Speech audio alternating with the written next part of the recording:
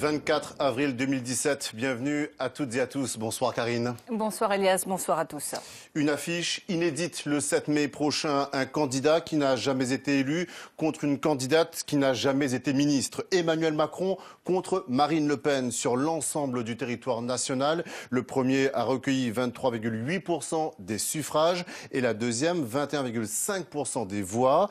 Des résultats complètement différents outre-mer. Karine, une nouvelle fois, les territoires et les départements ultramarins n'auront pas voté dans le même sens que l'Hexagone, plaçant Marine Le Pen en tête et Jean-Luc Mélenchon en deuxième position.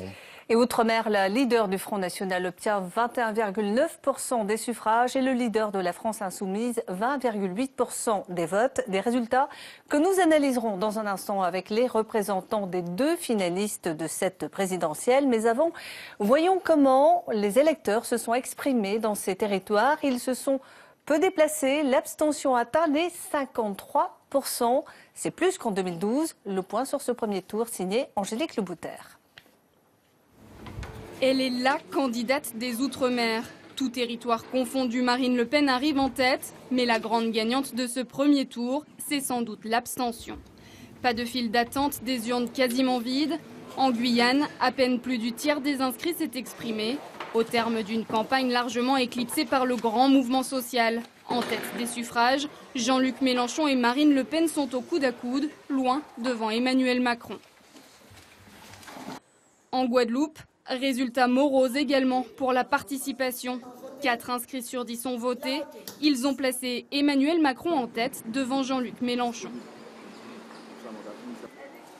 Résultat inverse en Martinique où le candidat de la France Insoumise devance cette fois celui d'En Marche.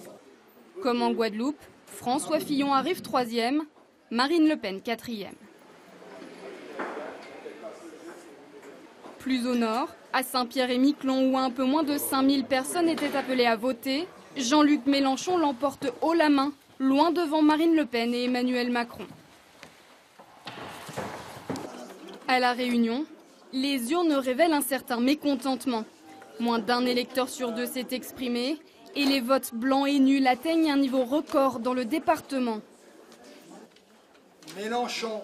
Jean-Luc Mélenchon y arrive en tête juste devant Marine Le Pen, suivent Emmanuel Macron et François Fillon.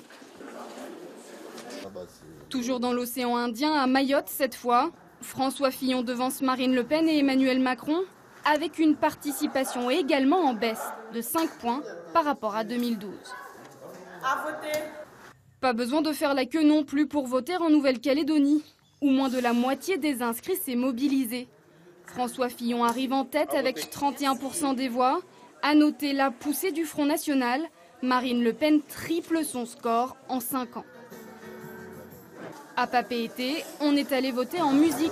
Et la Polynésie a choisi François Fillon juste devant Marine Le Pen. La participation effleure les 40%, 10 points de moins qu'en 2012. Mobilisation exemplaire en revanche à Wallis et Futuna. Près des 2 tiers des inscrits ont voté et placé Emmanuel Macron en tête. Il devance François Fillon et Benoît Hamon qui réalise là l'un de ses meilleurs scores. On vient de le voir, Marine Le Pen réalise une percée inédite outre-mer. La candidate du Front National arrive en première position en cumul des voix. Et s'il y a bien un département ultramarin où elle enregistre l'un de ses plus beaux scores, eh bien, c'est la Réunion. Marine Le Pen est arrivée en tête dans près de la moitié des communes de l'île. Et c'est le cas à Saint-Louis, dans le sud-ouest de la Réunion. Là-bas, elle obtient plus de 5000 voix. Des électeurs qui veulent du changement et qui, vous le verrez, assument totalement leur vote. Patrick Smith, Laurent Pirotte. Dans les rues saint-louisiennes ce matin, ceux qui ont bien voulu répondre à nos questions assument totalement leur choix. Ben moi, je vote pour le PAN, même moi, je suis pas encore vivant. À cause? Ben, je sais pas, moi, sans un peu. Moi, Tati Monet, je suis à la retraite. C'est bien. Parce qu'elle a promis des choses, ben, j'espère qu'elle va faire. Même que moi pas voté pour le premier tour, ma vote pour elle. Au premier tour, j'ai voté Fillon, moi. Parce que j'ai voté à droite, toujours à droite, moi. Jamais changé de bon politique. Maintenant, mon bulletin, c'est ça pour Marine Le Pen. C'est une catastrophe pour Saint-Louis parce que quand on connaît la situation de Saint-Louis par rapport aux impôts, C'est pas étonnant que Marine Le Pen elle est passée à l'aise. À Saint-Louis, vous l'avez compris, c'est un changement en profondeur de la politique que l'on voit en Marine Le Pen. Il faut changer, il faut changer. Faire appel à moi, François Mitterrand, quand il était président de la République. Deuxième tour, quand il a posé contre discret destin, là. Il ne peut pas changer les choses sans changer les hommes. Il faut changer la gouvernance, man. Il sera maintenant intéressant de voir le score de Marine Le Pen au deuxième tour des présidentielles à Saint-Louis, mais aussi et surtout si elle confirmera ses bons résultats aux prochaines législatives. Et à La Réunion, l'abstention a dépassé les 40%. 3766 voix séparent Jean-Luc Mélenchon de Marine Le Pen. Emmanuel Macron arrive, lui, en troisième position avec 66 287 voix. Alors, le département le plus peuplé d'Outre-mer a voté pour les extrêmes. Comment peut-on expliquer ces résultats? On retrouve tout de suite à Saint-Denis Jean-Marc Collienne. Ce qu'on constate ce soir, c'est que, comme l'Hexagone, La Réunion a puni hier les deux représentants des grands partis traditionnels, mais elle a voté davantage pour les extrêmes. À droite, François Fillon fait moins bien que son score national. Benoît Hamon fait un tout petit peu mieux, mais ce sont les deux grands battus de ce scrutin. Emmanuel Macron arrive seulement en troisième position à l'île de La Réunion. C'est Jean-Luc Mélenchon qui est numéro 1, avec un point d'avance seulement sur Marine Le Pen. C'est le fait marquant de ce scrutin. Jamais le Front National n'avait été à un tel niveau. Il réalisait généralement des scores beaucoup plus bas ici à La Réunion qu'au niveau national. On se souvient qu'en 2002, quand il s'était qualifié pour le second tour de la présidentielle, Jean-Marie Le Pen avait récolté seulement 3%. 5 ans plus tard, il était à 5%. En 2012, Marine Le Pen avait récolté 10%. Et voilà qu'aujourd'hui, elle fait mieux que doubler son score. Elle s'impose dans 10 communes sur 24 et elle fait au final mieux à La Réunion que dans l'Hexagone. La Réunion, qui pensait que les arguments du Front National, notamment sur l'immigration, n'avaient pas de prise dans une île si fière de son vivre ensemble, réalise aujourd'hui que ce n'est sans doute pas aussi simple. Alors Marine Le Pen est en tête en nombre de voix outre-mer, en seconde position au niveau national, qualifiée en tout cas pour le second tour de la présidentielle. Des résultats célébrés hier soir au QG de la présidente du FN, où l'ambiance était clairement à la fête. Diego Badia, Bruno Gabetta, Bernard Blondel. Après de longues minutes d'attente, le public peut enfin exulter. Marine Le Pen est qualifiée pour le deuxième tour. À l'annonce des résultats, Huguette Fatna était avec la candidate du Front National. Elles ont fêté la victoire sur un air de Begin. Je suis heureuse, j'ai été lui faire une grosse bise et danser avec elle, c'est bon pour le moral. On a chanté et dansé, c'est bon pour le moral ensemble. Vous avez vraiment chanté ça? Voilà, ah bon, elle chante très bien, c'est bon pour le créole, Marine. Elle connaît ces chansons-là par cœur. Dans son discours, Marine Le Pen a remercié les Outre-mer, où elle arrive en tête des votes. Il est temps désormais de libérer le peuple français, tout le peuple, sans oublier nos compatriotes d'outre-mer qui ont exprimé à mon égard une confiance qui m'honore. Il est temps de libérer le peuple français. C'est la seule candidate qui pense tout le temps à l'outre-mer, qui a un vrai programme pour l'outre-mer et qui nous considère ses compatriotes d'outre-mer français à part entière. Une percée historique qui ravit les responsables du parti.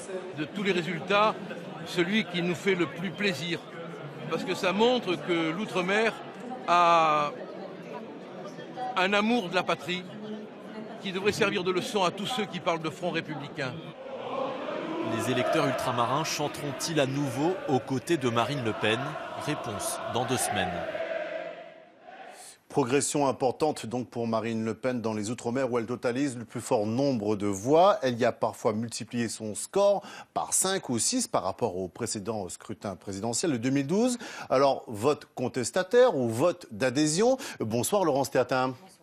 Laurence, à quoi faut-il attribuer cette percée mariniste?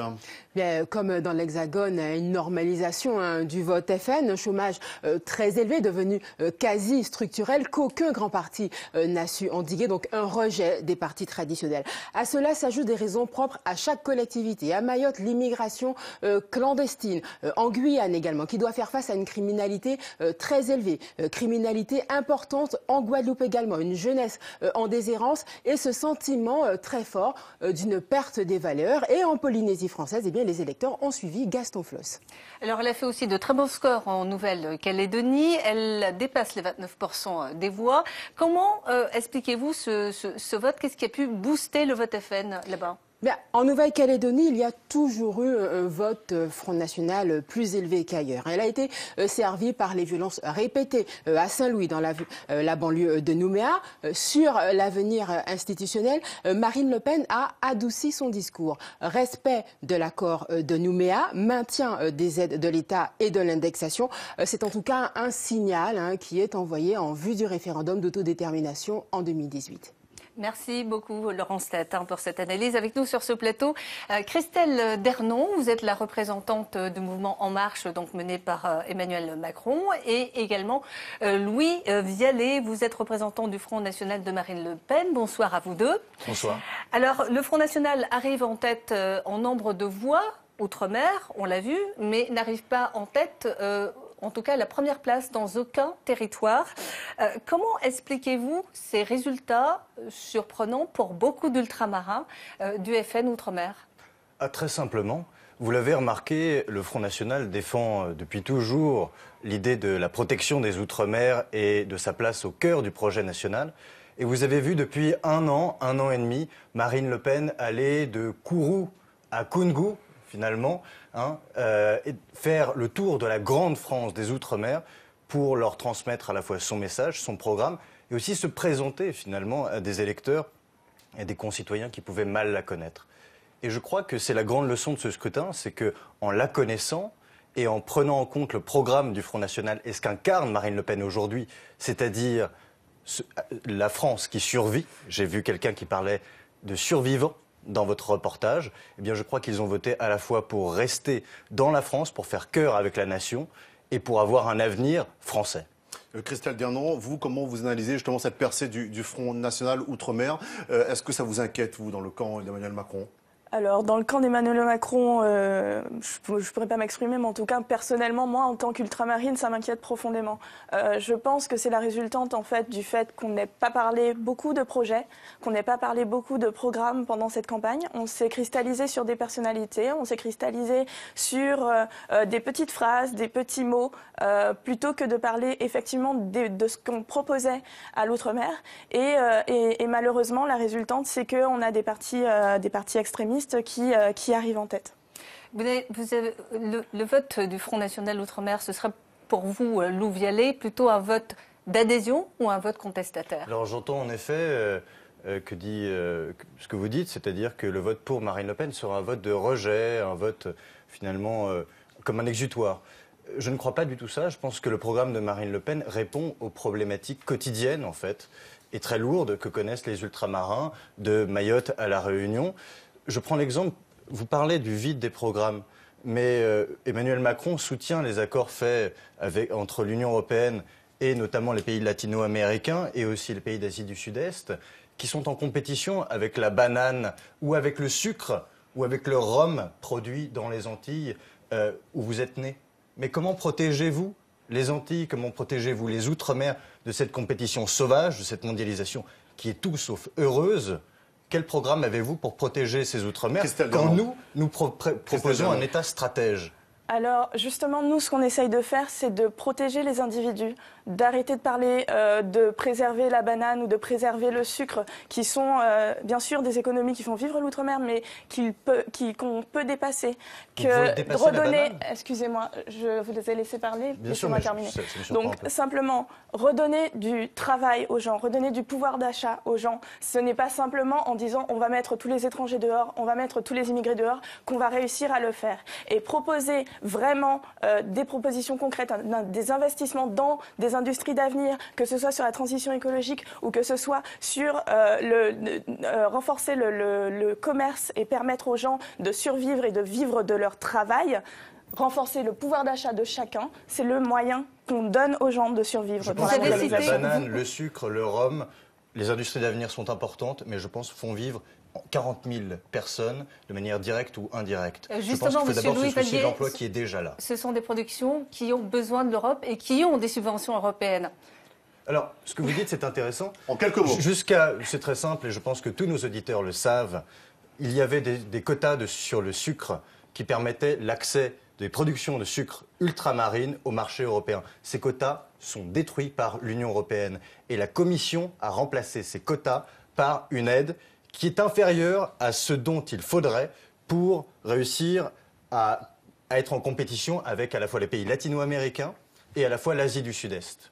On n'a pas assez pour le faire et ce n'est pas en déléguant ces pouvoirs à Bruxelles qu'on protégera nos industries vivrières mais aussi agricoles. Lou Vialet et Christelle Dernon, restez avec nous. L'Outre-mer n'a donc pas forcément voté dans le même sens que l'Hexagone, plaçant Marine Le Pen en tête et Emmanuel Macron en 4e position. 165 556 voix pour le leader du mouvement En Marche Outre-mer. Alors malgré tout, l'ancien ministre est qualifié pour le second tour de la présidentielle. Dans son QG parisien, l'ambiance était survoltée. Pour ses partisans, il reste une marche encore à gravir et ce ne sera pas la plus facile. Sabrina Soalmia, Alban Lucien et Philippe Champenois. Massée devant l'écran géant, la foule de militants est confiante. C'est l'attente avant la délivrance.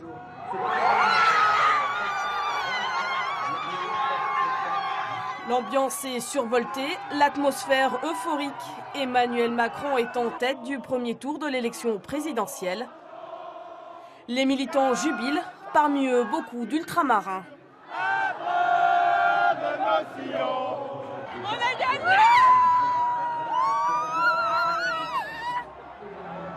C'est énorme! C'est dommage que Marine Le Pen y soit! Mais c'est énorme! Je suis très fier. On a fait un très gros combat depuis 2016 jusqu'à aujourd'hui. C'est un candidat qui considère que l'Outre-mer, c'est les territoires comme les autres, comme Marseille, peu importe, voilà, tous au même piédestal.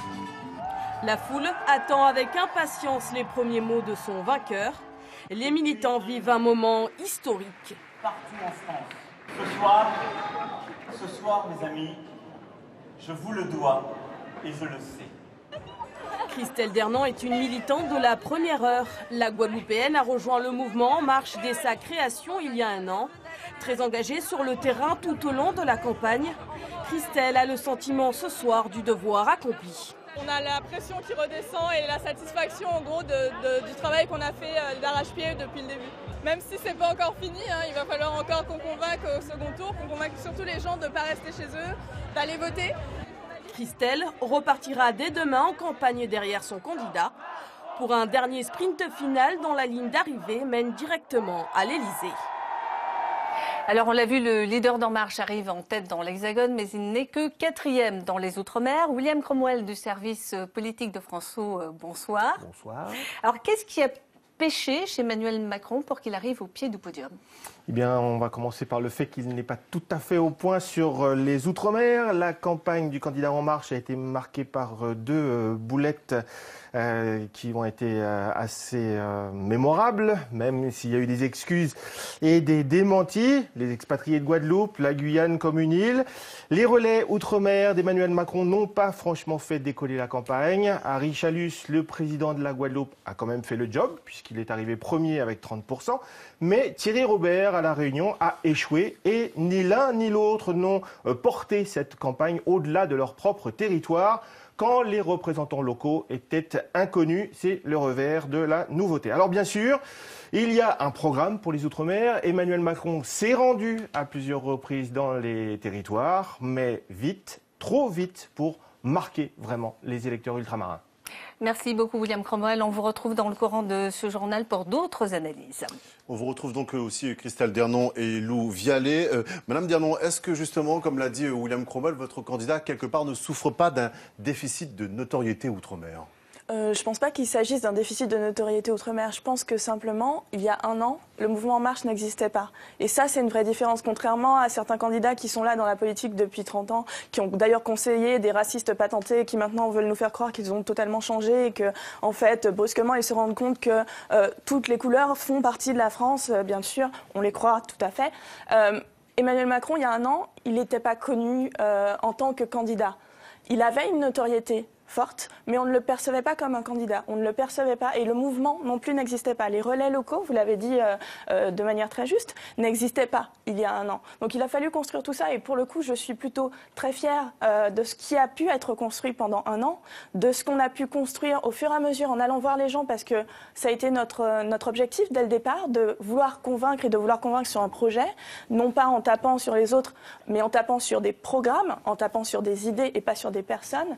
Ça, on a essayé de le faire et on l'a fait brillamment dans plusieurs territoires. On doit peut-être continuer à le faire de manière plus poussée et ça va être notre grand objectif pendant les 2 prochaines semaines en Outre-mer. Mais je suis confiante quant à notre capacité à convaincre parce que nous avons de bonnes propositions pour l'Outre-mer. Vous comptez sur un barrage du Front républicain pour avoir plus de voix Outre-mer ? Je pense que ce n'est pas l'objectif en fait. Je pense que notre objectif c'est de créer une adhésion vraiment autour du projet. Après, bien sûr que j'espère qu'il y aura un barrage du Front républicain. J'espère que les gens se rendront compte qu'effectivement Marine Le Pen est une ennemie de la République, qu'elle est une ennemie de la démocratie, qu'elle est une ennemie de la France et qu'elle ne comprend pas ce que c'est que le patriotisme. Parce que la liberté, l'égalité et la fraternité, c'est pas juste des mots qu'on prononce, ça a un sens. Et donc, pour ça, oui, j'espère qu'il y aura un Front républicain. Je ne peux pas vous laisser terminer, en fait, vous avez des propos extrêmement haineux. Je n'ai pas des propos haineux. Non, vous réfutez le fait que Marine Le Pen soit dans la République et que 8 millions d'électeurs ou 9 millions très récemment aient voté pour elle. C'est extrêmement grave ce que vous dites, mademoiselle. Que des gens il y a des gens aussi, en Outre-mer, ne vous en déplaise, ont voté pour elle, peu importe la couleur. Très bien. Est-ce que vous savez pourquoi vous parlez de racisme, vous faites des allégations qui sont assez curieuses. Excusez-moi, j'aimerais bien savoir quelle est votre définition de la République. J'appelle ça du racisme. Je ne vois pas de quoi vous parlez. D'accord. C'est pas le sujet ici. Quelle est votre définition de la République si vous excluez Marine Le Pen et tous ses électeurs? Ah mais je ne l'exclus pas. Je ne l'exclus pas, on veut savoir ce que vous dites alors. Je suis simplement en train de vous dire. Vous êtes comme votre candidat, vous êtes tout et son contraire. Vous dites à la fois qu'il y a des racistes et en même temps qu'elle n'est pas raciste. Il faudrait savoir ce que vous voulez en fait. Si votre candidat n'est pas connu en Outre-mer, c'est peut-être parce que tout est flou chez vous. Alors, je vais être plus claire. Non, simplement, je vais être plus claire sur ce qu'il vient de dire. Elle a dû retravailler son image aussi, Marine Le Pen, pour pouvoir faire oublier Jean-Marie Le Pen, qui avait effectivement cette image-là. Vous pouvez quand même avouer qu'elle était estampillée comme une personne qui était raciste, qui était islamophobe, qui était aussi... Alors, de quoi parlons-on? Qui avait des propos antisémites. On va redescendre un petit peu sur Terre et sur les Outre-mer aussi, et pas refaire des débats qui ont 10 ans, 15 ans ou 20 ans. Il y a eu une élection et les gens d'Outre-mer et les Français de métropole ont voté. On ne parle pas des images qui étaient derrière les uns ou les autres, des rumeurs qui étaient derrière les uns ou les autres. On est là à commenter un scrutin et à commenter des propositions. Et vous voudriez qu'on commente des ombres. Non, le travail qu'elle a fait Outre-mer, apparemment, a payé. Oui. Puisqu'elle a eu un très bon score. Les électeurs l'ont rencontré, en effet. Christelle Dernon, vous ne partagez pas du tout le point de vue de Lou Vialet. Aujourd'hui, vous avez dit on a encore 2 semaines pour conquérir les électeurs ultramarins. C'est suffisant, 2 semaines? Écoutez, en un an, on a réussi à conquérir 23% des Français. Je pense qu'en 2 semaines, on peut conquérir les électeurs ultramarins en parlant justement du fond, en parlant du pouvoir d'achat, en parlant du chômage, en parlant des vraies problématiques qu'ils rencontrent et en leur disant effectivement que les solutions simplistes ne sont pas forcément les plus porteuses. On vous retrouve dans un instant. On va faire le point sur l'un des grands perdants de ce premier tour au niveau national. C'est Jean-Luc Mélenchon. Il est arrivé à la 4e place. Le leader de la France insoumise a en revanche réalisé un très bon score outre-mer, arrivant en tête dans 4 territoire. Avec uniquement les votes ultramarins, il aurait été qualifié d'ailleurs pour le second tour, mais ces votes ont été insuffisants pour influer sur le vote national. Hier soir, à son QG, l'heure était donc à la déception. Alain Janin, Nordine Bensmaïl et Raël Moine. Le soleil était rouge, mais pas suffisamment. Et pourtant, Jean-Luc Mélenchon y croit encore. La foule y croit, elle aussi. Il est 19h30. 20h, la France insoumise devient la France orpheline. Jean-Luc Mélenchon ne sera pas au second tour. Je suis très en colère contre les gens qui n'ont pas été votés, notamment chez moi, aux Antilles. Ils ont voté pour le capital, après ils vont pleurer, ils vont pleurer, c'est pas grave. Ils ont voté pour les banquiers, c'est pas grave, ils vont chialer, on en aura. On ira voter Macron. Voilà, on l'a pas choisi, mais on ira voter pour lui, pour faire barrage au Front National. Résistance. Pour moi, le second tour, écoutez, moi je suis en primo-votant. Donc je pense que je voterai utile et je ferai barrage au Front National. Après, je ne sais pas, j'irai voter Emmanuel Macron, je pense, par souci de barrage, comme je disais. Mais j'en suis pas encore sûr. C'est une déception, malgré les sourires. Voilà plus d'un an qu'ils sont en campagne dans l'Hexagone et Outre-mer et qu'ils mettent leurs pas dans ceux de Jean-Luc Mélenchon et de sa France métisse. Mon combat, dans mon ADN, il y a la lutte contre le fascisme, il y a la lutte contre la xénophobie, il y a la lutte pour le respect des diversités culturelles. La victoire ne sera pas au rendez-vous. Une triste Marseillaise résonne. Il n'y aura pas d'amnistie pour les syndicalistes aux Antilles. C'était l'une des promesses de Jean-Luc Mélenchon. Alors, comme Marine Le Pen, Jean-Luc Mélenchon réalise donc une percée inédite outre-mer. Le candidat de la France insoumise termine deuxième dans les départements et territoires ultramarins et s'impose comme la nouvelle voix de la gauche outre-mer. William Cromwell, on vous retrouve. Comment peut-on expliquer cette progression ? Eh bien, s'il termine deuxième au Global Outre-mer, Jean-Luc Mélenchon arrive premier en Guyane, en Martinique, à La Réunion, à Saint-Pierre-et-Miquelon. Il récupère les déçus de la gauche, mais il profite aussi d'un vote contestataire plus général contre les partis traditionnels. Son discours de justice sociale a évidemment eu de l'écho quand la loi égalité réelle tarde à porter ses fruits, ou après les barrages de Guyane. Enfin, sa campagne ne l'aura emmené qu'en Martinique et en Guadeloupe, mais le meeting hologramme à La Réunion aura eu son petit effet. Merci William Cromwell. Alors un chômage élevé, un dialogue social difficile, ce sont des éléments qui ont permis selon vous à Jean-Luc Mélenchon d'avoir un score élevé. Christelle Dernon ? Je pense, oui. Je pense qu'effectivement, les gens sont confrontés à des difficultés du quotidien, à une certaine détresse. Face effectivement à ce chômage qui est structurel en Outre-mer, face à une montée de la criminalité dans tous les départements, qui effectivement a pu jouer en la faveur de Jean-Luc Mélenchon. Lou Vialet, est-ce que ceux qui ont voté Outre-mer pour Jean-Luc Mélenchon sont les mêmes qui ont voté pour Marine Le Pen ? De fait, non. Mais en l'espèce, je pense Ils se ressemblent. Là où votre question est intéressante, c'est en effet quels sont les leviers communs, ou en tout cas les porosités entre les votes. Et je pense que votre reportage était souffrait peut-être d'un peu de pertinence, parce que je pense que beaucoup de jeunes vont aller aussi voter Marine Le Pen pour ceux qui avaient voté Jean-Luc Mélenchon. Notamment sur des choses très simples, sur la fin des services publics, sur le fait qu'on ait du mal à avoir des services publics de proximité dans énormément d'outre-mer. Sur aussi la mondialisation sauvage. C'est pas le monopole de Marine Le Pen d'en parler, et Marine Le Pen en parle beaucoup. On en a parlé en début d'émission. Vous n'avez rien dit sur ce fait-là. Nous, on va protéger la mondialisation sauvage, et je pense que des gens qui veulent avoir des industries, qui veulent pouvoir justement en n'appuyant pas les traités européens et les accords que vous soutenez avec. En faisant quoi ? Je viens de vous le dire. On appuie.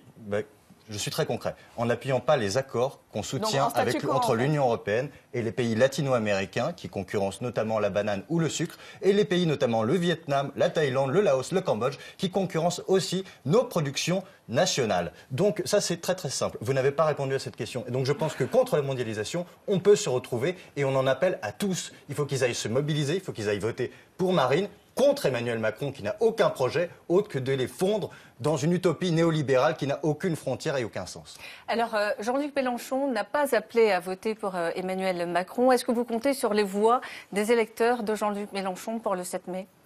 Alors, vous savez, moi, je suis animatrice locale, donc je fais du terrain dans le 18e arrondissement, qui est un arrondissement où il y a eu énormément de votes mélenchonistes, même si Emmanuel Macron a fini premier, et je nous en félicite. Mais chaque fois qu'on allait voir ces électeurs, ils nous disaient « Je vote Jean-Luc Mélenchon au premier tour, mais je voterai pour vous au second tour parce qu'on fera barrage à Marine Le Pen. » Et parce que votre projet, finalement, on a un certain nombre d'idées communes, de constats communs. Même si on n'est pas forcément d'accord sur la méthode. Peut-être que Jean-Luc Mélenchon voulait aller plus vite, plus dur dès le début, et que nous, on propose des changements incrémentaux parce qu'on veut être pragmatique et proposer des choses qui soient faisables et réalisables. Mais en tout cas, je pense que ces électeurs, oui, se reporteront plutôt pour Emmanuel Macron que pour On verra ça le 7 mai. Alors Benoît Hamon et François Fillon sont incontestablement les grands perdants de ce premier tour de la présidentielle Outre-mer. Le candidat du Parti socialiste termine 5e et celui des Républicains 3e. Hier soir, dans leur quartier général hexagonal, où Outre-mer, c'était un peu la soupe à la grimace. Sabrina Soualmia. La déception est immense, l'amertume palpable. Au QG parisien de François Fillon, l'issue électorale ne fait guère de doute. Les soutiens sont peu nombreux à faire le déplacement. Parmi eux, Cédric et Valentin, 2 militants ultramarins. Au moment du verdict, pas de cris ni de pleurs, quelques sourires crispés tout au plus. Les résultats tant redoutés sont accueillis dans le silence avec fatalité. On a fait une campagne qui a été difficile, qui a été semée d'embûches. C'est pas celle que j'aurais souhaité et espéré, mais voilà, on fait avec. C'est la politique, c'est la démocratie. Les Français ont voté. Il faut accepter le verdict. Chez les militants du Parti socialiste, le cœur n'y est pas non plus. Les regards sont hagards, l'ambiance est morose. Pour ce militant mahorais, c'est le choc. La défaite de Benoît Hamon est difficile à digérer. S'il y a eu une alliance entre Mélenchon et Benoît Hamon, donc on ne pourrait pas arriver là. Donc voilà, c'est l'échec, mais il faut assumer. Les regrets laissent rapidement place à la colère puis à la frustration. Valentin Narbonnet, porte-parole outre-mer de Benoît Hamon, accuse le coup. Nous avons été pollués par les enquêtes d'opinion qui ont orienté les suffrages avec cette idée de vote utile au mépris du vote de conviction. Tous les regards se tournent maintenant vers l'avenir. Pour ces militants, c'est un nouveau combat qui débute, celui des législatives.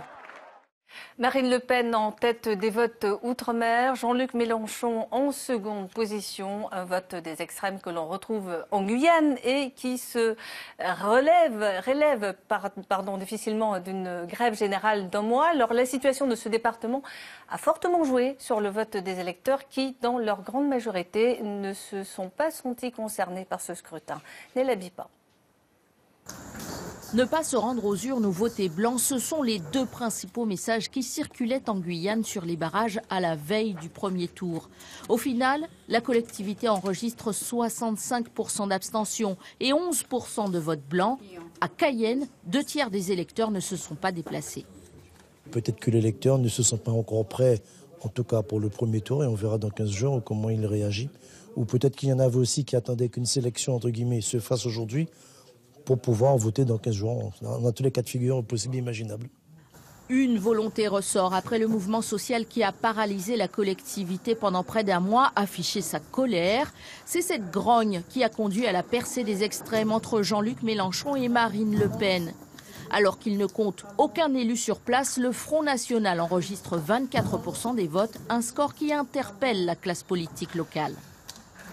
Il y a un rejet de beaucoup de choses en Guyane. On parle de l'apport des étrangers qui suscite l'insécurité. Et vous savez que dans les familles guyanaises, c'est une chose qui n'est pas tolérable parce qu'on n'a pas connu ça en Guyane, l'insécurité. Et ça parle. 11 des 22 communes de la collectivité ont voté en faveur des chapitres insécurité et immigration portés par le Front National. Un large vote d'adhésion au programme de Marine Le Pen, elle qui a fait campagne en Guyane au mois de décembre, comme Emmanuel Macron. Alors apparemment, Marine Le Pen a su plus convaincre qu'Emmanuel Macron en Guyane. Pourquoi, Christelle Dernon? Est-ce que c'est parce que le programme d'Emmanuel Macron est plus libéral que celui de Marine Le Pen? Je ne pense pas que c'est parce qu'il est plus libéral. Je pense que c'est parce qu'il a probablement été mal compris, qu'il y a eu de la désinformation qui a circulé. Je pense que le programme d'Emmanuel Macron, c'est un programme qui est en faveur des classes moyennes et populaires. Quand on dit qu'on va diviser par deux les classes de CP et de CE1 en zone REP et REP+, qui concernent en fait essentiellement l'ensemble de nos outre-mer, je pense que c'est pas un programme ultralibéral. C'est pas un programme qui va servir les enfants des cadres du CAC 40. Je pense que quand on fait un programme pour augmenter le pouvoir d'achat de plus de 1 300 € par an pour un SMIC, en augmentant la prime d'activité, en réduisant les charges salariales, c'est un programme pour les classes moyennes et populaires. Donc non, ce n'est pas un programme ultralibéral, non.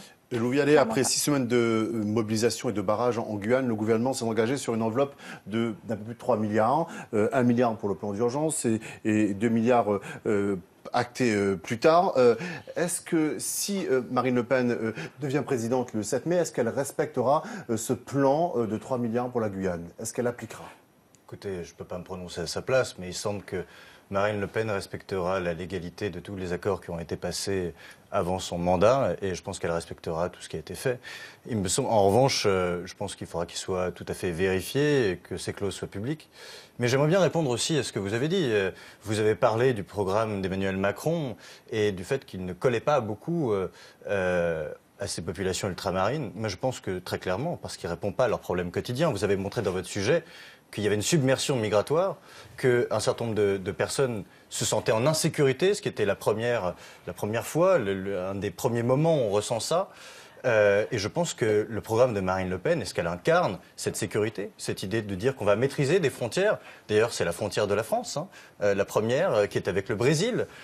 Donc, je pense que cette idée de combattre non pas les immigrés, mais les sources de l'immigration et cette insécurité, cette conséquence de l'immigration sur tous les Français, eh bien, je pense que c'est ça qui amènera aussi au second tour à prendre fait et cause pour Marine Le Pen contre l'insécurité qu'incarne aussi Emmanuel Macron dans son flou programmatique. Christelle Diernon. Juste pour réagir, parce que M. Vialet, effectivement, nous sort de belles paroles, mais n'a jamais connu l'outre-mer. Moi, j'y ai grandi, en fait. Hein. J'y ai vécu jusqu'à mes 18 ans. Faire de leçons et donc, du coup, je pense... Non, mais du coup, je pense que j'ai une notion un peu plus claire. Hein, moins Vous flou que ce que sont les préoccupations du quotidien des ultramarins. Et en l'occurrence, quand on parle effectivement d'insécurité, je ne suis pas sûre qu'on parle nécessairement d'immigration. Je pense que l'insécurité, ça va plus loin que ça. Je pense que quand on va remettre en place de la police de proximité de manière à pouvoir recréer du lien dans les cités, dans les différents territoires ultramarins, là, on va vraiment régler le problème. Alors, parce que dans un instant, j'ai pas le droit de parler de la Guyane. Dans un instant, Louis Vialet, parce qu'on va parler maintenant du deuxième tour avec les premiers appels au vote et les premiers signes de soutien. Cet après-midi, depuis les salons de l'Élysée, François Hollande a annoncé qu'il voterait pour Emmanuel Macron, son ancien ministre de l'économie. La présence de l'extrême droite fait courir un risque pour le pays, a-t-il déclaré. On l'écoute. Face à la menace terroriste qui exige la solidarité et également la cohésion de notre pays, l'extrême droite diviserait profondément la France, stigmatiserait une partie de nos concitoyens au regard de leurs origines ou de leur religion. Elle mettrait en cause les libertés et les principes qui fondent la République. Voilà pourquoi, face à un tel risque, il n'est pas possible de se taire, pas davantage de se réfugier dans l'indifférence. La mobilisation s'impose, mais également la clarté des choix. Pour ma part, je voterai Emmanuel Macron. Et tout comme François Hollande, après les résultats du premier tour, de nombreux politiques se sont prononcés en faveur d'Emmanuel Macron. C'est le cas de la ministre des Outre-mer, Erika Barretsch, l'ancien ministre des Outre-mer, Victorin Lurel, et l'ancienne garde des Sceaux, Christiane Taubira. Alors tous sont à gauche et à droite. L'ancienne ministre des Outre-mer, Marie-Luce Panchard, appelle sans état d'âme à voter pour Emmanuel Macron. Ce barrage au Front National n'est pas suivi par certains élus de Nouvelle-Calédonie. Gaël Yano, ancien président du Congrès, votera en faveur de Marine Le Pen. Quant à Harold Martin, ancien président du gouvernement, il ne compte pas voter pour Emmanuel Macron, qu'il trouve assez flou sur l'avenir de la Calédonie. Allez, si on l'a bien compris, le duel Emmanuel Macron-Marine Le Pen est bel et bien lancé. La candidate du Front National était déjà ce matin sur les marchés hexagonaux pour séduire de nouveaux électeurs. William Cromwell, comment se présente ce second tour outre-mer ? Mais pour le moment, vu le nombre de ralliements à Emmanuel Macron, on vient de le voir sur l'outre-mer, c'est lui qui devrait prendre l'avantage, même s'il part de beaucoup plus loin que Marine Le Pen. Mais il faudra quand même faire attention à la mobilisation. Un électeur sur deux, plus d'un électeur sur deux ne s'est pas rendu aux urnes au premier tour. Alors même si on a pu en entendre dire qu'ils allaient de toute façon voter au second tour quand le choix sera un peu plus clair, pour beaucoup, cette campagne ne les concernait pas. Paris est encore trop éloigné des préoccupations des habitants des Outre-mer. Donc à voir. Pas sûr en tout cas qu'il y ait un revirement soudain des candidats pour justement attirer et mobiliser les abstentionnistes au second tour. Christelle Dernon, pour ce second tour, est-ce que vous avez plus de relais outre-mer cette fois-ci, avec tous ces appels justement à voter Emmanuel Macron? Alors, il est clair qu'effectivement l'ensemble de ces appels vont avoir un impact, je pense. Il est clair également, et je voulais simplement clarifier qu'il s'agit pas de ralliement, mais de soutien de sa candidature, et que effectivement notre idée, notre objectif reste quand même le renouvellement de la vie politique, et que bientôt les députés En Marche, on en a déjà vu quelques-uns qui ont été dévoilés. Bientôt, les députés En Marche, les candidats en tout cas aux législatives En Marche seront également dévoilés pour les Outre-mer, et ça permettra peut-être de clarifier en tout cas la situation locale. Lou Vialet, le Front National n'a pas pu tenir jusqu'à présent un meeting aux Antilles. Est-ce que vous comptez, vous, aller faire campagne là-bas d'ici le 7 mai ou pas? Dans l'autre tour, je ne crois pas qu'il sera prévu d'y aller, mais je vous informerai si jamais on le fait, oui. Donc Marine Le Pen restera là et pour l'instant pas de déplacement outre-mer? Ce sera peut-être décidé en fin de semaine, pour être franc, je ne sais pas encore. Et Emmanuel Macron, est-ce que vous pensez qu'il partira, et Christelle Dernon, outre-mer? Alors honnêtement, je ne le sais pas. Je ne peux pas vous le dire. Votre réaction justement pour les soutiens depuis la Nouvelle-Calédonie, vous vous y attendiez? Vous voulez dire les soutiens à Marine Le Pen? Oui, bien sûr. Avec Galliano? Bien sûr, on a Louis Alliot qui est allé déjà en Nouvelle-Calédonie, le vice-président du Front National. Marine Le Pen qui a un œil avisé sur ces questions-là, qui publie souvent des communiqués. Donc c'était assez surprenant, on est toujours heureusement surpris, mais ce n'était pas complètement étonnant. Maintenant, une petite réaction aussi à Hollande, François Hollande soutenant Emmanuel Macron, avec tous ces élus qui soutiennent aussi la candidature de Macron. Là, il n'y a rien d'étonnant de voir à ce que le candidat qui veut renouveler le système, en fait, est entouré par le système qui prétend renouveler. C'est un peu un tour de passe-passe dont il est le spécialiste. Et j'aimerais continuer en disant qu'il est porteur de ce quinquennat et aussi d'un nouveau communautarisme. Celui dont vous avez fait preuve tout à l'heure en refusant que je parle de Guyane, parce que vous venez des Antilles. Nous sommes français, nous avons le droit de parler de partout dans notre pays, du continent au territoire ultramarin, avec la même légitimité, ne vous en déplaise. Et ne refusez pas, je crois qu'elle apportait une précision pour la Guyane. Exactement. En fait, j'essayais simplement de souligner, en effet, le fait que notre projet, on l'a construit avec les citoyens. C'est d'ailleurs pour ça qu'on nous a tannés pendant des mois en nous disant que nous n'avions pas de programme, parce que ce programme était discuté au plus près de la population. Et donc, effectivement, quand on discute au plus près de la population, on se rend compte que certaines visions qui peuvent avoir, en tout cas, être arrivées, en tout cas, jusqu'au bureau du FN, sur le fait que l'immigration serait totalement corrélée à l'insécurité dans les Outre-mer, voilà, peut permettre d'être nuancé. On n'a pas vu un bout ce soir, pas une seule début de proposition, notamment sur l'industrialisation, notamment sur la protection face à la submersion migratoire. On n'a rien entendu ce soir, si ce n'est du flou ou « ah, on a du concret ». Ben, le concret, c'est de dire le concret. Oui, c'est pas l'annoncer. Justement. Emmanuel Macron, c'est un magicien alors? Non, alors absolument pas. Non, ce n'est pas un magicien, ce n'est pas un homme providentiel. Mais justement, le concret, c'est de savoir nommer les problèmes, de ne pas proposer des idées comme ça parce que tel ou tel sondage a dit que ça pourrait marcher. C'est de regarder quel est le problème, de l'analyser et de proposer des solutions qui sont adaptées au problème. Donc je ne vois pas pourquoi... De quel problème parlez-vous? Typiquement sur l'insécurité, je ne vois pas pourquoi on proposerait une solution migratoire s'il n'y a pas de lien de corrélation entre les deux. C'est tout.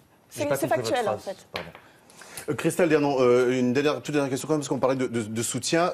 Avant ce premier tour, des leaders politiques ultramarins comme la ministre Annick Girardin à Saint-Pierre-Miquelon ou le maire de Saint-Denis, Gilbert Annette, à La Réunion, avaient appelé à voter pour Emmanuel Macron avant donc ce premier tour. Mais quand on regarde les résultats de ce premier tour, on se rend compte que leur appel n'a pas été suivi. Est-ce qu'il n'y a pas, sur place, outre-mer, une rupture entre l'homme, la femme politique et les électeurs ? Une rupture, peut-être pas sur tous les... Ça dépend des hommes politiques. Ça reste encore très... Quand on parle de politique locale, ça reste très individualisé quand même. Donc je ne rentrerai pas dans des considérations globales là-dessus. En revanche, effectivement, je pense qu'il y a une rupture sur les politiques qui se sont faites jusqu'à présent. Et je pense que c'est d'ailleurs pour ça que les électeurs souhaitent un renouvellement profond de la vie politique. Et c'est ce que nous souhaitons leur proposer. Merci à tous les deux. Merci à Lou Vialet. Merci à Christelle Dernon. Nous sommes maintenant pris par le temps. Voilà donc pour cette édition spéciale sur le premier tour de la présidentielle. Si vous souhaitez connaître les résultats complets de ce premier tour, territoire par territoire, eh bien, je vous invite à vous connecter sur notre application La Première.fr. Merci beaucoup, merci de votre attention et de votre fidélité. Ne manquez pas ce soir à 20h55 sur France O, parce qu'il y a quand même un film ce soir sur notre chaîne, un film d'anthologie, Mississippi Burning. Merci de votre fidélité, bonne soirée. Et à demain. Et à demain.